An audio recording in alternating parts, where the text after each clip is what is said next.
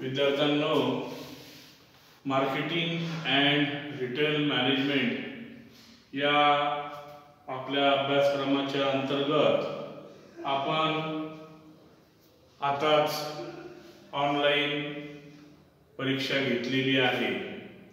Online first term परीक्षेमध्ये तुम्ही जे लिहिलेले पेपर आहे ते पेपर केव्हा जमा करायचे याविषयीची माहिती तुम्हाला आपल्या ग्रुपवर देण्यात येणार आहे। आज आपण या ठिकाणी मार्केटिंग अँड रिटेल मॅनेजमेंट मधील तिसरा जो पेपर आहे तो आहे रिटेल मार्केटिंग। या आपल्या रिटेल मार्केटिंग पेपर मध्ये दुसरा जो चॅप्टर आहे रिटेल मार्केटिंग मध्ये चॅप्टर सेकंड हा आपण पाहत आहोत। 11वीचे मुलं जे आहेत ते सर्व मुलं जे आहेत आता आपापले जे पेपर झालेले आहे फर्स्ट टर्मचे त्यानंतर हा आपला तुमचा दुसरा तो तिसरा व्हिडिओ पेपर झाल्यानंतरचा आहे। आता इथून हे जे 11वीचे जे व्हिडिओज आहेत 11वीचे जे तासिका आहे हे सर्व ऑनलाईन तुम्हाला या YouTube चॅनलवर माझ्या चॅनलवर तुम्हाला दररोज टाकण्यात येणार आहे, तर त्याचा तुम्ही लाभ घ्यावा आणि अभ्यास करावा। विद्यार्थ्यांनो, दुसरा चॅप्टर आहे तिसऱ्या पेपर मधील वस्तू व्यवस्थापन आणि व्यापारीकरण। या दुसऱ्या पेपर मधील तिसऱ्या पेपर मधील दुसरा जो चॅप्टर आहे वस्तू व्यवस्थापन आणि व्यापारीकरण। या पेपरला इंग्लिश मध्ये म्हणतात प्रॉडक्ट मॅनेजमेंट। वस्तू व्यवस्थापन म्हणजे प्रॉडक्ट मॅनेजमेंट आणि व्यापारीकरण म्हणजे मर्चेंडायझिंग। व्यापारीकरण होणे म्हणजे मर्चेंडायझिंग करणे होय। विद्यार्थ्यांनो, हे जे वस्तू व्यवस्थापन आहे हे वस्तू ही आता वस्तूविषयी जर तुम्हाला जर सांगायचं झालं तर वस्तू ही विपणन मिश्रातील सर्वात प्रथम आणि महत्त्वाची अशी संकल्पना आहे। व्यवस्थापनेतील सर्वात महत्त्वाची संकल्पना आहे। वस्तू म्हणजे एक दृश्य आणि हाताळण्यायोग्य अशा प्रकारचा घटक आहे। तुम्हाला जर म्हटलं की अमकी वस्तू दाखवा, जर तुम्हाला ती दृश्य असेल म्हणजे दिसत असेल किंवा त्याला तुम्ही हात लावू शकत असाल, हाताळू शकत असाल, एका ठिकाणावरून दुसऱ्या ठिकाणी घेऊन जाऊ शकत असाल, अशी जी वस्तू आहे त्याला वस्तू म्हणतात। बरोबर आहे? तर समजा एखादी जमीन आहे, ती जमीन हाताळू शकतो का आपण? एका ठिकाणावरून दुसऱ्या ठिकाणी नेऊ शकतो का? नाही। त्याला वस्तू आपण म्हणणार का? नाही। मग वस्तूची जी व्याख्या आहे ती व्याख्या जी आहे ती या ठिकाणी दिलेली आहे। म्हणून या ठिकाणी वस्तू म्हणजे दृश्य आणि हाताळण्यायोग्य घटक होय। कोणतीही वस्तू म्हणजे उपयोगितेचे मिश्रण असते आणि त्यात ग्राहकाला वस्तू खरेदीचे समाधान देणारी विविध अशा प्रकारची वैशिष्ट्ये असतात। ती वस्तू ग्राहकाला त्यामध्ये असणारे जे विविध वैशिष्ट्ये आहेत, त्या वस्तूमध्ये असणारे जे गुण आहेत, त्या गुणापासून ग्राहकाला एक समाधान मिळते, है ना? समजा मोटरसायकल घेतली, ती मोटरसायकल तुम्हाला घेऊन जाते एका ठिकाणाहून दुसऱ्या ठिकाणी, तर तुम्हाला समाधान मिळेल की नाही? बरोबर मिळेल। तुम्हाला समजा सायकल घेतली, अशा अनेक प्रकारच्या वस्तू आहेत की ती वस्तू घेतल्यानंतर ग्राहकांना एक प्रकारचं समाधान मिळते।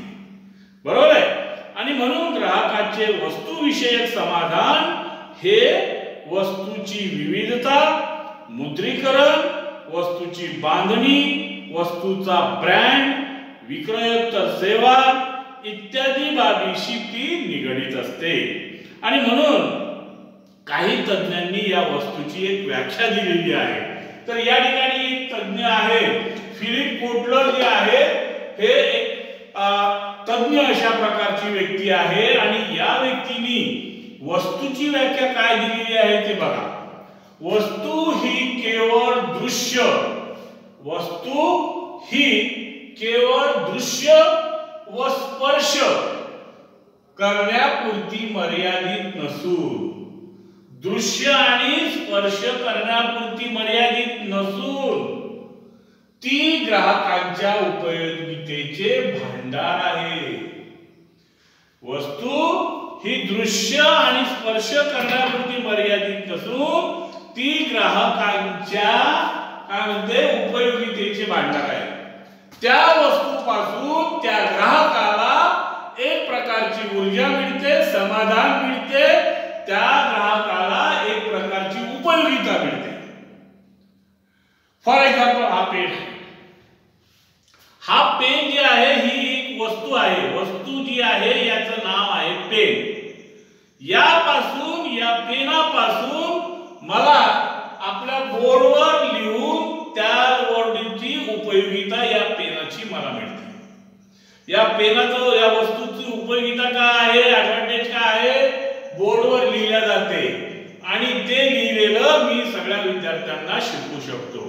म्हणून या पेनाची जी उपयोगिता आहे हे बोर्डवर लिहिणे. म्हणून या ठिकाणी फिलिप कोटलर काय म्हणतात की वस्तू ही केवळ दृश्य व स्पर्श करण्यापुरती मर्यादित नसून ती ग्राहकांच्या उपयोगितेचे भांडार आहे. ग्राहकांना त्यापासून वेगवेगळ्या प्रकारचं समाधान मिळते. अशा प्रकारची ही वस्तूची व्याख्या या ठिकाणी देण्यात आलेली आहे. दुसरी एक व्याख्या आहे सीपी स्टिक्सनन्स यांच्या मतानुसार. काय म्हणतात, वस्तू म्हणजे पैशाच्या मोबदल्यात ग्राहकाला, वस्तू म्हणजे पैशांच्या मोबदल्यात ग्राहकाला, खरेदीदाराला जे जे म्हणून प्राप्त होते त्यालाच वस्तू म्हटले जाते. वस्तू म्हणजे पैसे द्यायचे आणि त्या मोबदल्यात ग्राहकाला जे खरेदी केल्यानंतर त्या वस्तूपासून ग्राहकाला मिळण्यात येणारे समाधान म्हणजे ती वस्तू आहे. आणखी एक तिसरी व्याख्या आहे की वस्तू म्हणजे उपयोगितेचे आणि काही वैशिष्ट्यांची निर्मिती. वस्तू म्हणजे उपयोगितेचे आणि काही वैशिष्ट्यांची निर्मिती ज्यामुळे ग्राहकाला जास्तीत जास्त समाधान मिळते, त्याला वस्तू म्हणतात. आणि शेवटची आणखी एक व्याख्या आहे बघा की वस्तू म्हणजे अनेक उपयोगितेचा समुच्चय होय. त्याचप्रमाणे त्यात वस्तू विशेषता आणि संबंधित सेवांचा देखील समावेश होतो. तर हे बघा, अशा प्रकारे ह्या वस्तूच्या व्याख्या आपण या ठिकाणी दिलेल्या आहेत.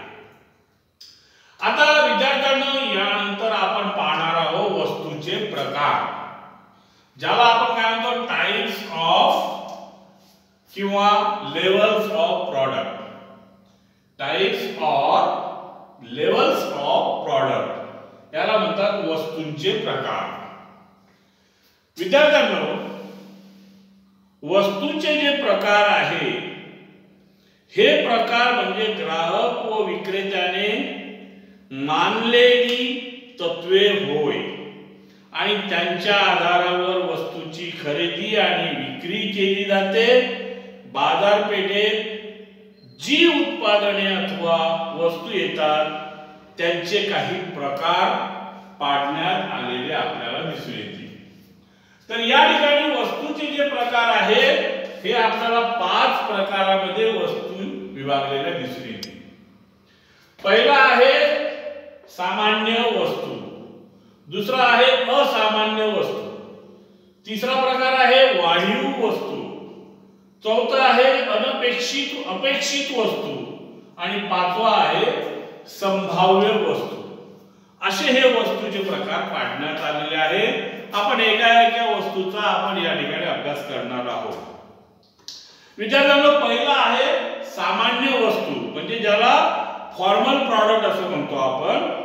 भौतिक स्वरूपाच्या वस्तू, भौतिक स्वरूपाच्या वस्तू अथवा सेवा निर्माण होतात बाजारपेठेच्या दिशेने वाटचाल करू लागतात.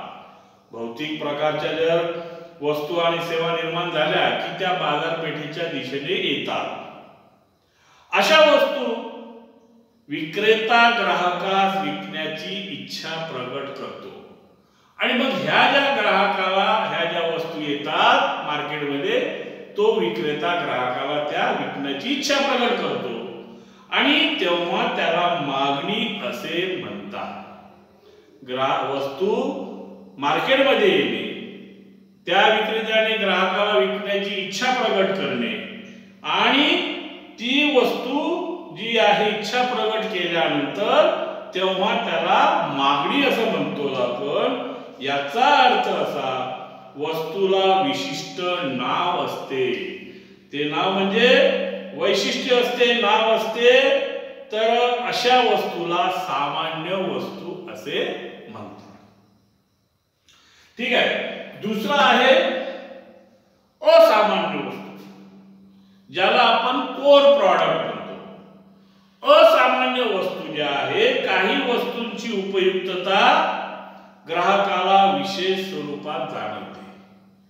काही ज्या वस्तू आहेत त्या वस्तूंची उपयुक्तता जी आहे ही ग्राहकांना एका विशिष्ट स्वरूपामध्ये जाणवत असते आणि मग यामध्ये विक्रेता ग्राहकाला विशेष लाभ मिळतील.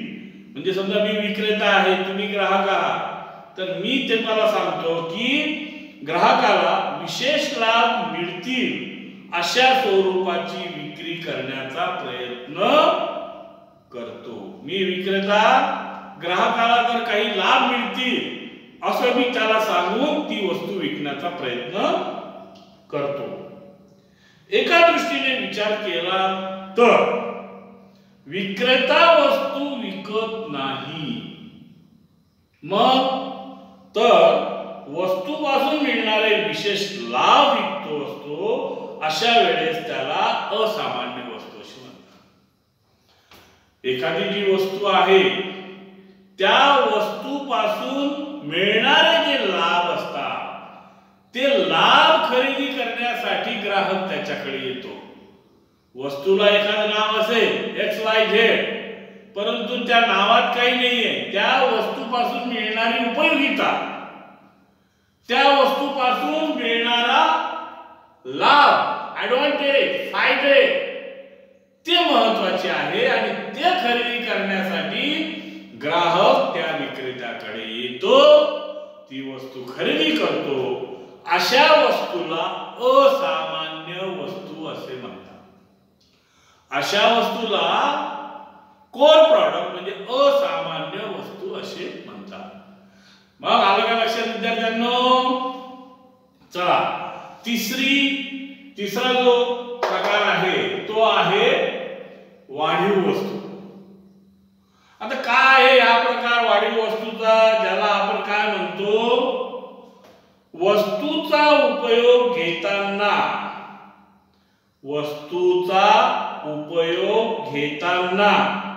वस्तूची उपयुक्तता हा मुद्दा ग्राहकांच्या सतत मनात असतो. बघा, वस्तू आहे समजा एखादी, त्या वस्तूचा उपयोग घेताना त्या वस्तूची उपयुक्तता काय आहे हा मुद्दा नेहमी आपल्याला मनात असतो.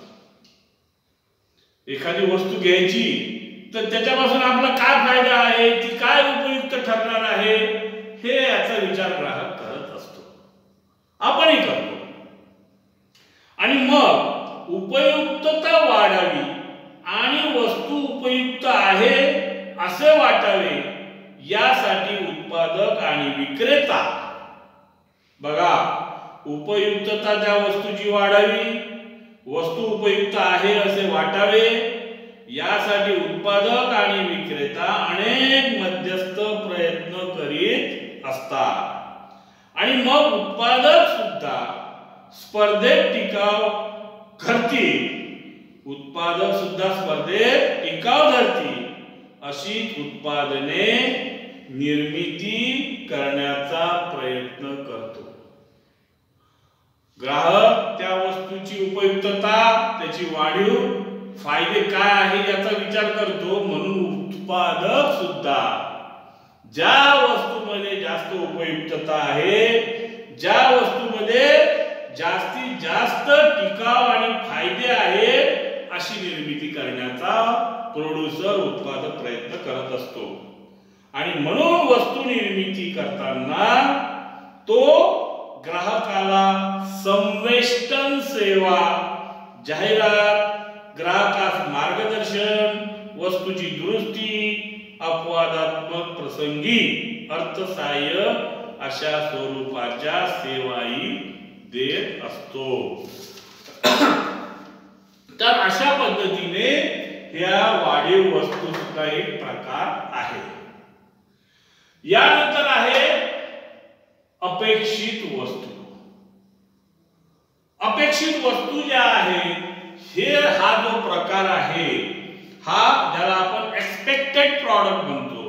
तर यामध्ये वस्तू ही खरेदीच्या पूर्वी कशी असेल, म्हणजे एखादी वस्तू आपण खरेदी करायला गेलो तर ते वस्तू कशी असेल याचा आपण अनुमान लावत असतो. एक्सपेक्टेशन म्हणजे यामध्ये वस्तू ही खरेदीच्या पूर्वी कशी असेल आणि त्यापासून ग्राहकास कोणत्या गोष्टी मिळणार आहे, कोणते फायदे लाभ मिळणार आहे याची अगोदरच अपेक्षा ठेवलेली असते. ग्राहक वस्तू खरेदी करण्याच्या आधीच त्या वस्तूपासून मिळणारे लाभ, फायदे, उपयुक्तता याचे अनुमान आधीच लावलेले असतात. अशा वस्तूला अपेक्षित वस्तू असे संबोधले जाते. एखाद्या वस्तूपासून खरेदी करण्या अगोदर ती वस्तू कशी असेल, त्याचे लाभ काय असतील हे ठरवणे, अशा वस्तूला अपेक्षित वस्तू म्हणतात. त्यानंतर आहे संभाव्य वस्तू. विद्यार्थ्यांनो, संभाव्य वस्तू म्हणजे पोटेन्शियल प्रॉडक्ट. त्याच्यामध्ये काय पोटेन्शियल आहे त्या प्रॉडक्ट मध्ये, म्हणजे वस्तूमध्ये भविष्यात संभाव्य असे कोणते बदल होण्याची शक्यता आहे आणि ते बदल वस्तूंचा दर्जा वाढवण्याच्या उद्देशाने केले जातील याचा समावेश होतो. कशाला? संभाव्य प्रॉडक्ट म्हणजे वस्तूमध्ये काय पोटेन्शियल आहे, संभाव्य कोणते बदल त्यामध्ये भविष्यात होऊ शकतात आणि त्याचा दर्जा वाढवण्याच्या उद्देशाने केले जाणारे बदल ह्या विषयीचा समावेश या संभाव्य वस्तूमध्ये आपल्याला दिसून येईल. तर अशा प्रकारचे ह्या वस्तूचे प्रकार या ठिकाणी पाहण्यात आपल्याला दिसून येतील. विद्यार्थ्यांनो, यानंतर आहे बघा वस्तूचे वर्गीकरण, ज्याला आपण म्हणतो classification of product. Classification of product म्हणजे वस्तूचे वर्गीकरण विपणन कार्यामध्ये जेव्हा वस्तूचे विपणन केले जाते. बघा, क्लासिफिकेशन ऑफ प्रॉडक्ट याला आपण वस्तूंचं वर्गीकरण, तुलना आपण या ठिकाणी करू शकतो. यामध्ये विपणन कार्यामध्ये जेव्हा वस्तूचे विपणन केले जाते त्यावेळी वस्तू कोणत्या प्रकारची आहे हे समजणे अत्यंत आवश्यक आहे. विपणन कार्यात वस्तू कोणत्या प्रकारची आहे हे आपल्याला माहित असायला पाहिजे ना. त्याचं कारण आहे त्यावरच विपणनाच्या वेगवेगळ्या पद्धतीचा वापर अवलंबून असतो. योग्य विपणन पद्धतीचा वापर केल्यानंतर ग्राहकावर प्रभाव टाकण्याचे काम विपणनास सोयीचे जाते. वस्तूंचे प्रामुख्याने ग्राहकोपयोगी, उपभोग्य वस्तू आणि उपयोगी औद्योगिक वस्तू अशा दोन प्रकारामध्ये त्याचं विभाजन करतात. एक आहे ग्राहकोपयोगी. ग्राहकोपयोगी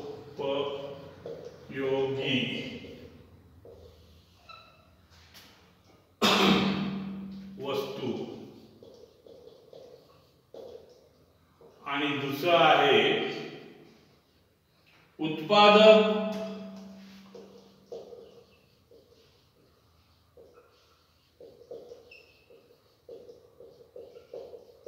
उपयोगी वस्तू.